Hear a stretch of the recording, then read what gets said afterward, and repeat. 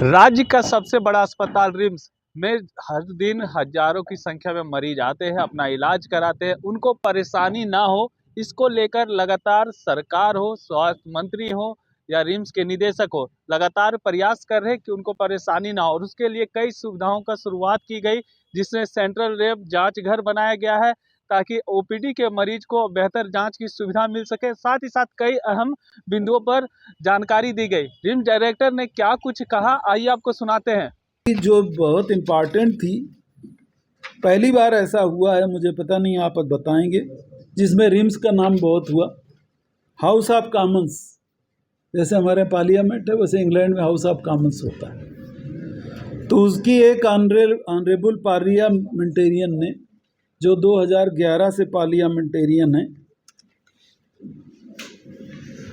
वो मैं ज़रा खोल लूँ, नाम अंग्रेज़ों के थोड़ा भूल जाता हूँ जल्दी जल्दी। तो वो फेल्थम एंड हेस्टन से एरिया से 2011 से पार्लियामेंटेरियन है, इंडियन ऑरिजिन की हैं। उनका नाम है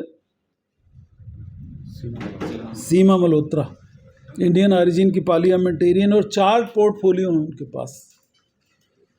एक तो उनके पास है माइग्रेशन एंड सिटीजनशिप, जो हमारे यहाँ फॉरेन एक्सटर्नल अफेयर होता है वो है, और एक इक्वलिटीज़ का है, और अभी रिसेंटली उनको पोर्टफोलियो होम और अर्बन का भी मिला हुआ है। बहुत ही रिप्यूटेड पार्लियामेंटेरियन है, इंडियंस बहुत फैन हैं उनके। तो उनके द्वारा मुझे एक सम्मान चेयरमैन के थ्रू सर्टिफिकेट शेयर कर दीजिएगा। सर्टिफिकेट हमारे जो न्यूरो सर्जरी का काम है, जो हमने neurological surgeon society of India की बनाई उसके लिए, और पीडियाटिक जो बच्चे की न्यूरो सर्जरी है उसको डेवलपमेंट करने में जो हमारा योगदान है उसको रिकॉग्नाइज करते हुए उन्होंने हमको पार्लियामेंट की तरफ से और यूके गवर्नमेंट की तरफ से, उसमें लिखा है, उसकी तरफ से उन्होंने हमको ये सम्मान दिया है। इसके लिए हम बहुत ही ग्रेटफुल हैं लंदन पार्लियामेंट के। आप लोग भी अगर धन्यवाद लिखेंगे तो मैं उनको मैसेज किसी न किसी तरह भेजूंगा कि भारत इस सम्मान के लिए ग्रेटफुल है। और डॉक्टर्स को तो वैसे ही नहीं मिलता ये सब, पता नहीं मुझे कैसे मिल गया, कभी लिखा था फिर कैसे क्लिक कर गया, इस बीच जा रहे थे, तो बहुत ही अच्छा लिखा है, मतलब आप पढ़िएगा उसको।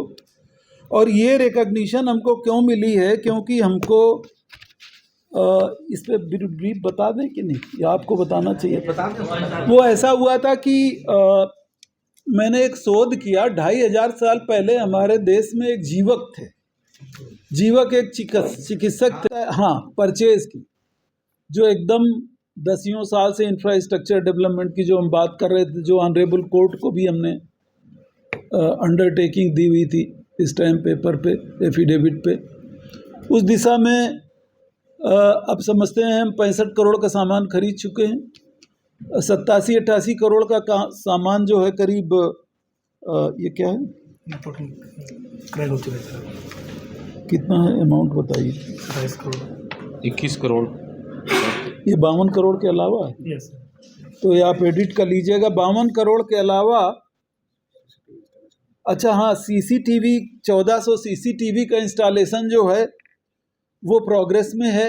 ये एक बड़ा भारी काम है, बहुत दिन से रुका हुआ था, तो सीसीटीवी का इंस्टॉलेशन भी हम करने जा रहे हैं। इसी तरह जो है 52 करोड़ के अलावा ये 23 करोड़ का सामान हमने करीब और खरीद लिया है। तो अब आप जोड़ लीजिए 52 और 23 कितना हो गया। तो ये बड़ा अमाउंट है जिसमें हम, और आप जानते हैं यहाँ पे कोई भी टेंडर करके फाइनल करना, मतलब ऐसे समझिए कि हाथी के मुंह से गन्ना छीनने की बात है। लेकिन रिम्स पूरी तरह उसमें जूझ रहा है, आप लोगों का सहयोग मिल रहा है, इसलिए आप सभी का धन्यवाद। आप लोगों को बहुत सहयोग मिल रहा है, मैं कह सकता हूँ। तो और करीब 70-80 करोड़ का जो ऑन प्रोसेस है वो भी हम फाइनल कर लेंगे। अभी जैसे हाउस कीपिंग का मेजर टेंडर है, तो उसमें वही लोग, एक गिरोह जो है वो लग के ऑब्जेक्शन करवाते हैं, उसकी हम जांच करवा रहे हैं, कोई टेंडर कैंसिल करना है, कुछ सारे ऑब्जेक्शन आए हैं। अगर उसमें हमारी तरफ से कोई कमी निकलती है तो हम उसको कैंसिल करेंगे, वरना हम वही टेंडर कायम रखेंगे। कमी निकलने का चांस इसलिए होता है कि हमारे पास अभी तक कोई भी टेंडर की सेल है सच नहीं थी, ना कोई हमारे पास ऐसा जॉइंट डायरेक्टर था जो परचेज करता हो। अभी निक्सी से हमने एक आदमी लिया हुआ है, 2 लोग ले लिए हैं, अब उनसे भी कुछ हेल्प ले रहे हैं। उसके पहले तो हमारी ही टीम पूरी डॉक्टर्स की ही कर रही थी। तो मुझे लगता है कि जो बचा आया है, जैसा कि ऑनरेबल कोर्ट के डायरेक्शन पे, हम वो भी काम जल्दी कर लेंगे। तो मोटे मोटे तौर पर ये चीज़ें आपको बतानी थी। बाकी हमारे एमएस और स्टेचर नहीं मिलते, तो आप सभी की सहमति, ये शब्द मैं जोड़ रहा हूँ, आप सभी की सहमति न हो तो मुझे ऑब्जेक्शन कर दीजिए।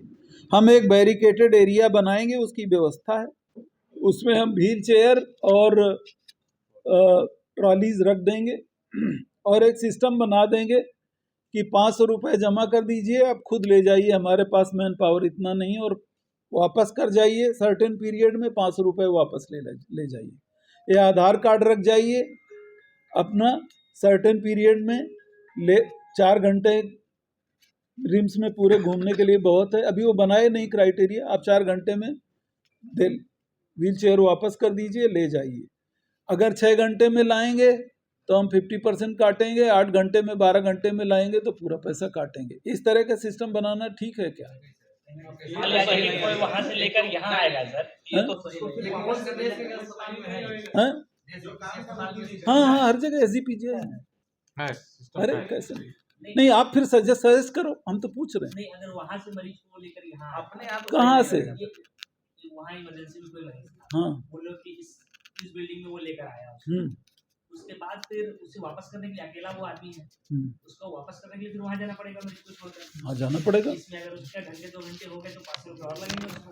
नहीं, 4 घंटे हम वो टाइम फ्रेम हम समझ गए इनकी बात, हम टाइम फ्रेम जो है वो हमने एक मोटा मोटा आइडिया दिया है।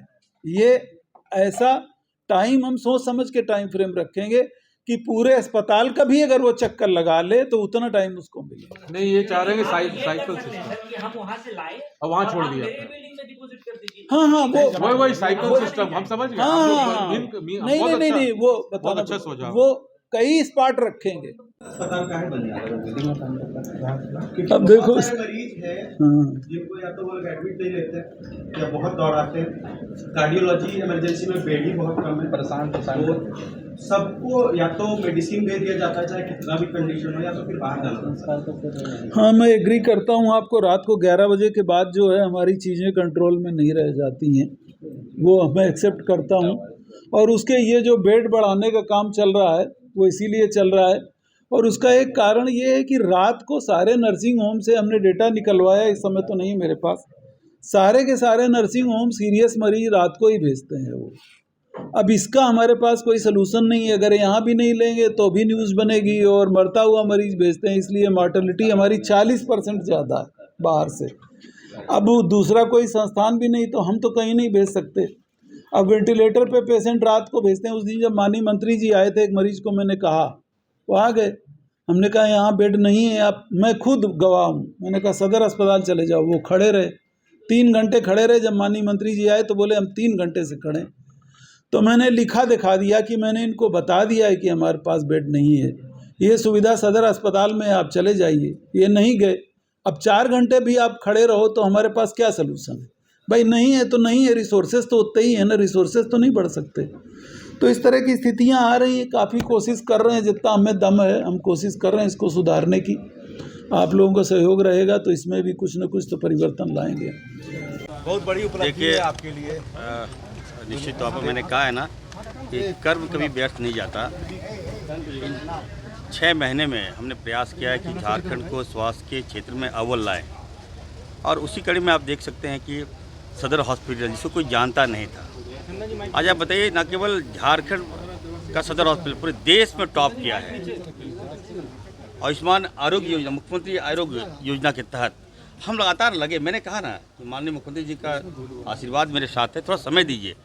अब एक चिकित्सक जब मंत्री बना है तो उनका सोच अलग है, विपरीत है, डिफरेंट है, और इसी कड़ी में हम आगे बढ़ रहे हैं। मैं तमाम डॉक्टर्स को मैं बधाई देना चाहता हूँ कि वो सारे डॉक्टर्स लगन से काम कर रहे हैं, इलाज कर रहे हैं मरीजों का, और मेरा बैकअप उनके साथ है। ये जीत न केवल झारखंड के, पूरे देश में जीत है। एक ऐतिहासिक पल है झारखंड के लिए। हम 4 बजे हम सभी डॉक्टर्स को वहाँ सम्मानित भी करने जा रहे हैं। आप लोग आइएगा 4 बजे। लेकिन मैं वैसे लोगों से कहना चाहता हूँ, देखिए स्वास्थ्य काफ़ी सेंसिटिव डिपार्टमेंट है और हम लोगों से जुड़ रहे हैं, लोगों से कनेक्ट कर रहे हैं।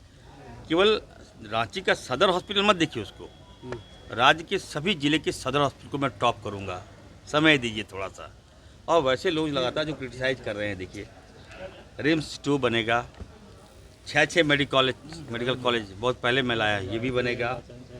स्वास्थ्य 1200 हम बता रहे हैं, हर पंचायतों में हाईटेक जो सब सेंटर कहिए, वो ऐसा नहीं कि बिल्डिंग बन गया और भाग गया, वो नहीं है। उस सेंटर में हमारा मेडिसिन होगा, जांच होगा, लैब होगा, एक्सरे होगा, तो मिनी हॉस्पिटल वो होगा।